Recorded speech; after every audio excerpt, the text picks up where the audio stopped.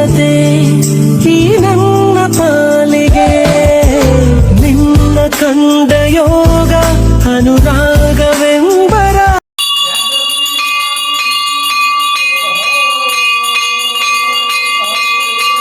ಕೊಪ್ಪಳ ಜಿಲ್ಲೆ ಕೊಪ್ಪಳ ತಾಲೂಕಿನ ಹುಲಿಗಿ ಗ್ರಾಮದಲ್ಲಿ ಶಕ್ತಿ ರೂಪಿಣಿಯಾಗಿ ನೆಲೆಸಿರುವ ಶ್ರೀ ಹುಲಿಗೆಮ್ಮ ದೇವಿಯ ಅವತಾರವುಳ್ಳ ಶ್ರೀ ಹುಲಿಗೆಮ್ಮ ದೇವಿಯು ಇಲ್ಲಿ ದಾವಣಗೆರೆ ಜಿಲ್ಲಾ ಹೊನ್ನಾಳಿ ತಾಲೂಕು ಲಿಂಗಪುರ ಗ್ರಾಮದಲ್ಲಿ ಸಹಿತ ಅದೇ ಅವತಾರದಲ್ಲಿ ನೆಲೆಸಿರುವ ಶ್ರೀ ಹುಲಿಗೆಮ್ಮ ದೇವಿಯ ಮಾಹಿತಿಯನ್ನು ತಿಳಿಯೋಣ ಬನ್ನಿ. ಅದರ ಇಲ್ಲಿ ಲಿಂಗಪುರ ಗ್ರಾಮದಲ್ಲಿ ಅಮ್ಮನವರು ಹೇಗೆ ನೆಲೆಸಿದರು?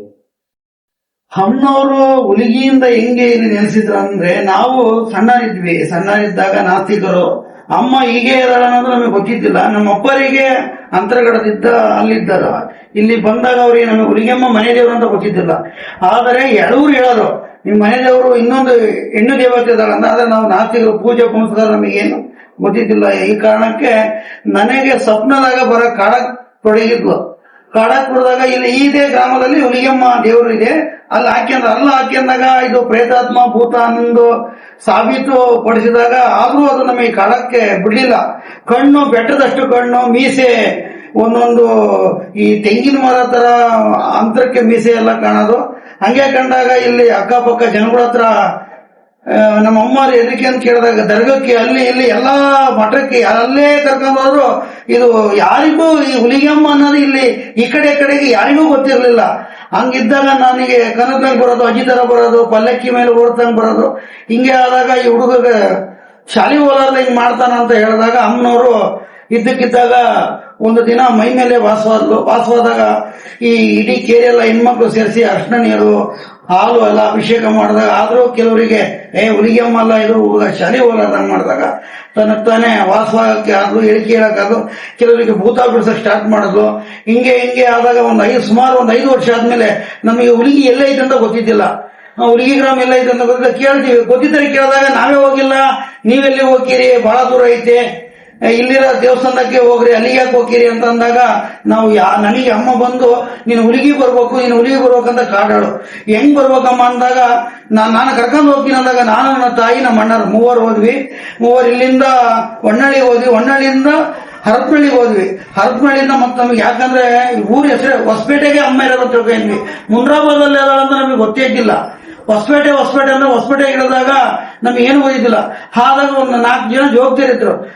ಹೊಸಪೇಟೆಗೆ ಹುಲಿಗೆಮ್ಮ ಇದ್ದಾರೆ, ಹೊಸಪೇಟೆಗಿಲ್ಲ, ಮುನಿರಾಬಾದ್ ಎಂಬ ಗ್ರಾಮದಲ್ಲೇ ಐತಿ, ಬರೀ ನಾವು ಹೋಗ್ತೀವಿ. ಅಲ್ಲಿ ಕರ್ಕೊಂಡು ಹೋದಾಗ ಡೈರೆಕ್ಟ್ ನಾವು ದೇವಸ್ಥಾನಕ್ಕೆ ಹೋದ್ವಿ. ಅಲ್ಲಿ ತರ ಜೋಗ್ತಿರ ಯಾವ ಏನಂತ ಕೇಳಿದಾಗ ಅಲ್ಲೇ ಮೈ ಮೇಲೆ ಬಂದ್ಬಿಟ್ರು. ಆ ದೇವಸ್ಥಾನ ಗುಡಿಯಾಗ ಬಂದಾಗ ಅಲ್ಲಿ ಸುತ್ತಮುತ್ತ ಒಂದು 30-40 ಜನ ನಮ್ಮನ್ನ ಕೂಡಿಕೆ ಅಂದ್ರು. ಈ ಸಣ್ಣ ಮೇಲೆ ಅಮ್ಮ ಬರ್ತದ ಅಂತ ಅಲ್ಲಿ ಹೇಳಿಕೆ ತಕ್ಕಂದ್ರು. ಹೇಳಿಕೆ ತಂದಾಗ ಅಲ್ಲಿ ದೇವಸ್ಥಾನಕ್ಕೆ ಇದ್ದಂತ ಅರ್ಚಕರವರೆಲ್ಲ ಇವೆಲ್ಲ ಮಾಡಂಗಿಲ್ಲ, ಮಟ್ಟಂಗಿಲ್ಲ ಇಲ್ಲಿ ಅಂದಾಗ ಒಳ್ಳೆ ಆ ಕಡೆ ಅಮ್ಮ ಹೋದ್ರು, ನಮ್ಮನ್ನು ಕರ್ಕೊಂಡ್ ಹೋದ್ರು. ಮತ್ತು ವಾಪಸ್ ಬಂದಾಗ ಅಮ್ಮ ಇಲ್ಲಿ ನಮಗೆ ಭಾರಿ ಕಾಡಕದ್ಲು. ನಮ್ಮಮ್ಮ ನಮ್ಮ ಅಪ್ಪರು ಎಲ್ಲ ಹುಲಿಗೆಮ್ಮ ನಮಗೆ ಬೇಡ, ನಮ್ಮ ಮಂದಿಯವ್ರ ಅಂತರ್ಗಟ್ಟ ಅಮ್ಮ ಹಂಗೆ ಹಿಂಗೆ ಅಂದಾಗ ಇಲ್ಲ ನಾನು ನಿಮ್ಮ ಮನೆ ದೇವರು ಅಂತಂದಾಗ ಎಳವರು ಕೇಳ್ತಾಗ ಎಳವರು ಹಂಗೆ ಅಂದ್ರೆ ನಿಮ್ಮ ಮನೆ ಇದು ಮೂಲತಃ ನಿಮ್ಮ ಹುಲಿಗೆಮ್ಮನ ಇದು ನಿಮ್ಮ ಮನೆ ದೇವರು. ನಾನು ಇಲ್ಲಿ ನಿಮಗೆ ನೀವು ಬಡವರನ್ನ ನಿಮ್ಮನ್ನ ಶ್ರೀಮಂತರ ಮಾಡ್ತೀನಿ, ನಿಮ್ಮನ್ನ ಸಲುತ್ತೀನಿ, ಸಾಕ್ತೀನಿ, ನಿಮ್ಮನ್ನ ಏನಂತ ಈ ಲೋಕಕ್ಕೆ ತೋರಿಸ್ಕೊಡ್ತೀನಿ, ಈ ಪ್ರಪಂಚಕ್ಕೆ ಸುತ್ತಮುತ್ತ ಗ್ರಾಮಕ್ಕೆ ನಾನು ಯಾರನ್ನ ತೋರಿಸ್ಕೊಡ್ತೀನಿ ಅಂದಾಗ ಮತ್ತೆ ನೀನು ಹೆಂಗ್ ಬರ್ತೀನಿ ನಮಗೆ ಅಂದಾಗ ನಾವು ಬಡತನ ಇದೀವಿ, ನಮಗೆ ಏನಾದ್ರು ನೀನು ಕೊಡ್ಲೇಬೇಕು ಹುಲಿಗೆಮ್ಮ ಅಂದಾಗ ಆ ಮತ್ತಿನಲ್ಲಿ ಕುಡಿದು ಮತ್ತೆಲ್ಲ ಕೇಳಿದಾಗ ಕೆಲವರು 3 ವಿದ್ಯಾವಂತರಿದ್ದಾಗ ಅವ್ರು ಏನಂದ್ರೆ ನಮಗೆ ನೀನು ಏನು ಕೊಡ್ಬೇಡವ, ನೀನು ನಮ್ಮನ್ನ ಸಾಕು ಸಲುವು, ನೀನು ದಾರಿ ತೋರಿಸಾಕಂದಾಗ ನಾನು ನಿಮಗೆ ನಿಧಿ ರೂಪದಲ್ಲಿ ಬರ್ತೀನಿ ಇಲ್ಲಿಗೆ ಅಂದಾಗ ಅಮಾವಾಸ್ಯೆ ಸುಮಾರು ದೀಪಾವಳಿ ಅಮಾವಾಸ್ಯೆ ದಿನ ನಾವು ಅಣ್ಣ ತಮ್ಮ 4 ಜನ ನಮ್ಮ ಅಮ್ಮ ನಾವೆಲ್ಲ ಸೇರಿ ಲಾಸ್ಟ್ ಒಂದು ರೂಮ್ ಇತ್ತು. ಆ ರೂಮಲ್ಲಿ ಇದನ್ನ ಅಗಿರಿ, ನಾನು ನಿಮಗೆ ನಿಧಿ ಕೊಡ್ತೀನಿ ಅಂತ ಹೇಳಿದಾಗ 4 ಜನ ನಾವು ಅಗಿಯಬೇಕಾರೆ ಅದರಲ್ಲಿ ನಿಧಿ ಲಕ್ಷ್ಮಿ ಮತ್ತು ಪರಶುರಾಮ, ಮುರುಗೇಶ್ ಇವರೆಲ್ಲ ಸೇರಿಕೊಂಡು ನಮಗೆ ನಿಧಿ ಬೇಡ, ನೀನೇ ಬೇಕು ನನಗೆ ಅಂದಾಗ ನಿಧಿ ಕೆಳಗೆ ಹೊತ್ತು ಅಮ್ಮನ ಬಂಡೆ ನಮಗೆ ಮೇಲೆ ಬಂತು. ಅದನ್ನೇ ಇಟ್ಟು ಸಾಲಿಗ್ರಾಮ ಇದು ನಾನು ಪೂಜೆ ಹಂಗ ಮೈ ಮೇಲೆ ಬಂದಾಗ ಇದನ್ನು ಪೂಜೆ ಮಾಡ್ರಿ. ಇವತ್ತಿನಿಂದ ನಾನು ಈ ಭಾಗದಲ್ಲಿ ನಾನು ಹುಲಿಗಿಯಾಗಿ ಪ್ರಸಿದ್ಧಿ ಆಗ್ತೀನಿ. ನೆಲೆಸಿದ್ದಾರೆ. ಇಲ್ಲಿ ಜಾತ್ರೆ ವಿಶೇಷತೆಗಳೇನು? ಮಂಗಳವಾರ ಶುಕ್ರವಾರ ಹುಣ್ಣಿಮೆಗಳ ವಿಶೇಷತೆಗಳೇನು? ಮಂಗಳವಾರ ಅಮ್ಮನವರು ಪಲ್ಲಕ್ಕಿ ಸೇವೆ ಇರುತ್ತೆ, ಕಾಕಡ ಆರತಿ ಇರುತ್ತೆ, ಸಲಾಂ ಪೂಜೆ ಇರುತ್ತೆ, ಮತ್ತೆ ಅಮ್ಮನವರ ಹೇಳಿಕೆನೇ ಇರುತ್ತೆ. ಮತ್ತೆ ಕುರು ಇರುತ್ತೆ. ಅಮ್ಮನವರು ಹೂವಿನ ಪ್ರಸಾದನೂ ಇರುತ್ತೆ. ಬೆಳಗ್ಗೆ 7:30 ಸಂಜೆ 8 ಗಂಟೆ ಮಟ್ಟ ಅಮ್ಮನ ಪ್ರಸಾದ ಕೇಳ್ತಾರೆ. ದುಂಡಿ ಎತ್ತಿ ಕೇಳ್ತಾರೆ. ಹೂವಿನ ಪ್ರಸಾದ ಹೂವಿನ ಪ್ರಸಾದ ಕೇಳ್ತಾರೆ. ಇಷ್ಟೆಲ್ಲ ಮಂಗಳವಾರ, ಶುಕ್ರವಾರ, ಹುಣ್ಣಿಮೆ, ಅಮಾವಾಸ್ಯೆ ನಡೀತಾ ಇದೆ. ಜಾತ್ರೆ ವಿಶೇಷತೆಗಳನ್ನು ಹುಲಿಗಿಯಲ್ಲಿ ಬಾಳೆ ದಿಂಡಿಗೆ ಏನ್ ನಡೀತದೋ ಅದೇ ತರ ಇಲ್ಲಿ ಬಾಳೆ ದಿಂಡಿಗೆ ನಡೀತದೆ. ಮತ್ತೆ ಅಗ್ನಿಕುಂಡ ಪಾಯಸವೂ ನಡೀತದೆ.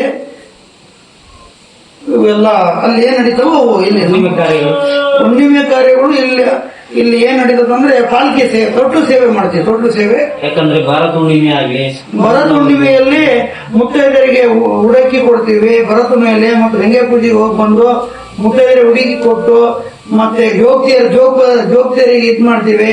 ಆಮೇಲೆ ಹಾಲು ಎರಿತೀವಿ. ಅವ್ರ ಒಪ್ಪು ಮನೆಯವರಿಗೆ ಹಾಲು ವಿಶೇಷವಾಗಿ ಪೂಜೆ ಮಾಡಿ ಹುಳಿ ಕಾಳೆಲ್ಲ ಬೇಯಿಸಿ ಉರುಸಿನ ಕಾಳು ತರ ಮಾಡಿ ಕೊಡ್ತೀವಿ.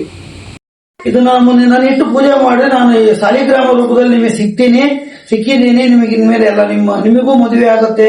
ನೀವು ಸೈಟ್ ತಕ್ಕಂತೀರಿ, ಜಾಗ ತಕ್ಕಂತೀರಿ, ಹೊಲ ಮನೆ ಎಲ್ಲ ನಿಮಗೆ ಕೊಡುತ್ತೀನಿ. ನಾನು ನನ್ನ ಪೂಜೆ ಮಾಡಿ ದಿನನಿತ್ಯ ಪೂಜೆ ಮಾಡಿ ಅಂತ ಪೂಜೆ ಮಾಡ್ತಿರ್ಬೇಕಾದ್ರೆ ನಮ್ಮ ಅಣ್ಣ ತಮ್ಮರಿ 4 ಜನ ಮದುವೆ ಆಯ್ತು, ಮಕ್ಕಳು ಮರಿ ಎಲ್ಲ ಆಯ್ತು. ಸೈಟು ತಕ್ಕಂಡು ಜಾಗ ತಕ್ಕಂಡು ಬಂದಂತ ಭಕ್ತರು ಸುತ್ತಮುತ್ತ ಗ್ರಾಮ ಮೈಸೂರಿಂದ ಎಲ್ಲಿಂದ ಬೇಕಾದ್ರೆ ಇಲ್ಲಿ ಬರ್ತಾರೆ. ಬಂದು ಅಮ್ಮನ ಆಶೀರ್ವಾದ ತಕೊಂಡು ಅವ್ರ ಬೇಡಿಕೆಯನ್ನು ಅರ್ಕೆ ಕಟ್ಟಿ ಅಮ್ಮಗೆ ಅಂದಿನಿಂದ ಇಲ್ಲಿವರೆಗೂ ಅಮ್ಮನ ಪವಾಡಗಳನ್ನು ಸಾವಿರಾರು ಇದ್ದೇವೆ. ಎಷ್ಟು ಹೇಳಿದ್ರು ಸಾಲದು ಅಮ್ಮಂದು. ಎಷ್ಟಂತ ಹೇಳಿದ್ರು ಅಮ್ಮನ ಪವಾಡ ಹೇಳಲು ಸಾಧ್ಯವಿಲ್ಲ.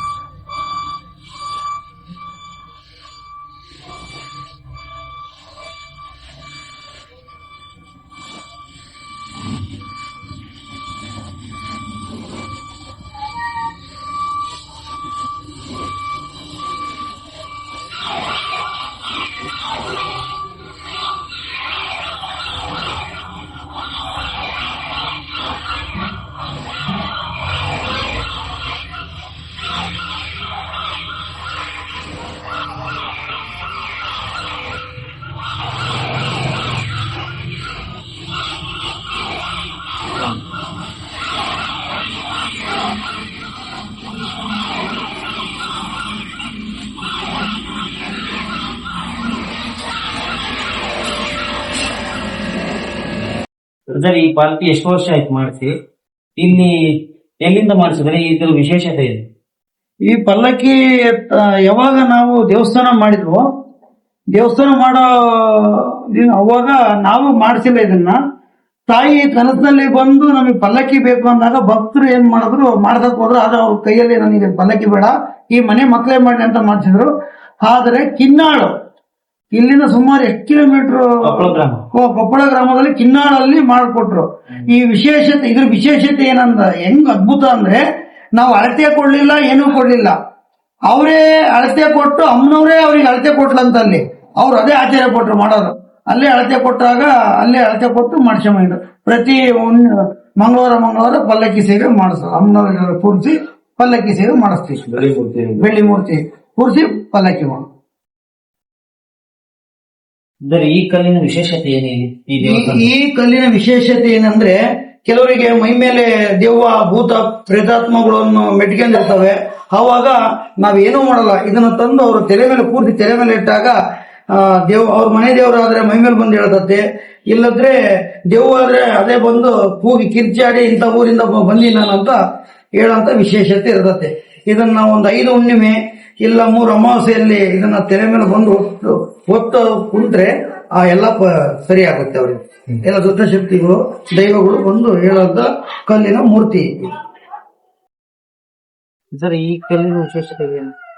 ಈ ಕಲ್ಲಿನ ವಿಶೇಷತೆ ಏನಂದ್ರೆ ಹುಲಿಗಿಯಲ್ಲಿ ಏನು 3 ಕಲ್ಲು ಇದಾವಲ್ಲ, ದುಂಡಿ ಅಪ್ಪಣೆ ಆ ತರ ಇದರಲ್ಲಿ ಅವರು ಒಳ್ಳೇದಾಗುತ್ತಂದ್ರೆ ಎದ್ದಳು ಅಂತ ಕೇಳ್ಬೋದು. ಇಲ್ಲ ನಮಗೆ ಏನೋ ಅವ್ರು ಏನ್ ಇಷ್ಟ ಮನಸ್ಸಲ್ಲಿ ಬೇಡಿಕೆ ಅಂದ್ರೆ ಎತ್ತಿ ಕೇಳಬಹುದು, ಇದರಲ್ಲಿ ಎತ್ತಿ ಕೇಳಬಹುದು. ಭಕ್ತರು ಪ್ರತಿ ಮಂಗಳವಾರ ಶುಕ್ರವಾರ ದಿನನಿತ್ಯ ಕೆಲವರು ಒಳಗೆ ಹೋಲಾರ್ದ ಇದ್ದಾಗ ಇಲ್ಲೇ ಅಮ್ಮನವ್ರು ಬಾಗ್ಲಾದಾಗ ಇಲ್ಲೇ ಎತ್ತಿ ಕೇಳ್ತಾರೆ. ಈ ಗರುಡಗಂಬ ಮ್ಯಾಲ ದೀಪ ಹಚ್ತೀರ? ಹಾ, ಯಾವಾಗ ದಸರಾ ದಿನ ದೀಪ ಹಚ್ತೀವಿ. ದಸರಾ ದಿನ, ಕಡೆ ಕಾರ್ತಿಕ ಅಂತ ದಿನ, ವಿಶೇಷ ದಿನ ಇದ್ದಾಗ ದೀಪ ಹಚ್ತೀವಿ.